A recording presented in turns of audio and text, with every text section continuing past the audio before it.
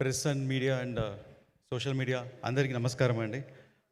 Invitation సడన్గా invite చేయండి. అందరూ మార్నింగే అందరు అసెంబ్లీ చాలా చాలా thanks. And sir I'm very happy. నేను సడన్గా మీరు ప్రెస్ మీట్ అని చెప్పగానే నేను ఒక లోపల ఒక చిన్న సంతోషం వచ్చింది. అందరూ మిమ్మల్ని కలవాలి, ఒకసారి చూడాలి, మీడియా వాళ్ళందరికీ ఒక మనసులో ఒక కోరిక సార్.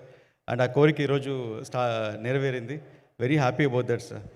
అండ్ మూవీ గురించి వస్తే లైక్ ఆల్రెడీ మూవీకి హెవీ వర్క్, విఎఫ్ఎక్స్ వర్క్ జరుగుతుంది అని సార్ చెప్పారు.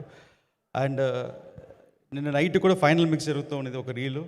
అండ్ నాకు ఎస్టిమేషన్ ఉండేది ఒక రీల్కి ఒక 2 hours అవుతుంది, 3 years అవుతుందని. కానీ ఒక రీల్ ఒక 12 hours దాకా లాగుతూ వెళ్తుంది, ఇంత హెవీ వర్క్ ఉంది అనేది. బికాస్ దాంట్లో ఒక ఫైట్ ఉంది, ఒక సార్ డిజైన్ చేసిన ఫైట్, పవన్ సార్ డిజైన్ చేసిన ఫైటు. దగ్గర ఆ ఫైట్ ఒక 18-20 minutes ఎపిసోడ్ ఉంటుంది.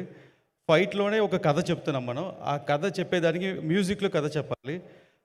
దానికి ఒక బ్యాక్గ్రౌండ్ స్కోర్ చేసేదానికి కిరవాణి సార్కి ఆల్మోస్ట్ ఒక 10 days పట్టింది ఆ ఒక సీక్వెన్స్కి మాకు బ్యాక్గ్రౌండ్ స్కోర్ చేసిన దానికి.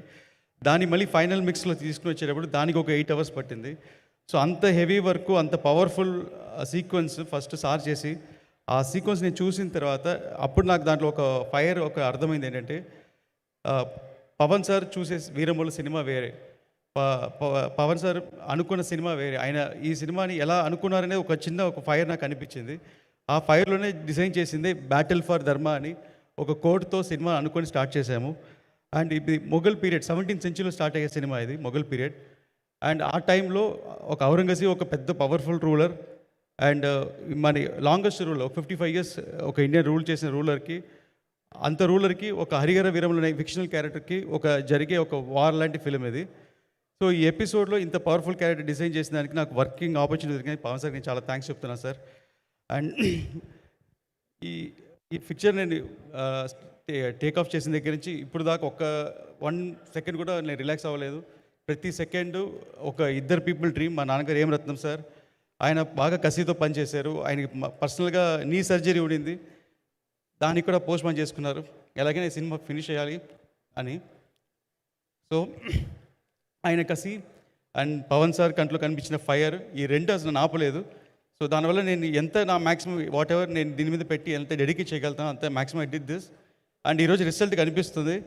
అండ్ ఫర్ ఎగ్జాంపుల్ మనోజ్ సార్ని నైట్ 3-4 దాకా కూర్చోబెట్టింది నేను. ఆయన కంట్లో మీకు ఐ చూస్తే కనిపిస్తుంది. గ్లెండన్ అందరికి ఎవరిని ఎదుర్కొని ఆల్మోస్ట్ ఒక 10 days 15 daysగా.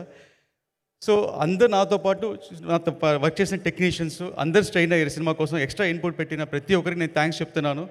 అండ్ ఇప్పుడు యాక్చువల్గా కిరవాణి సార్ కూడా రావాల్సిందే, ఆయనకి హాస్పిటల్ అపాయింట్మెంట్ రాలేదు.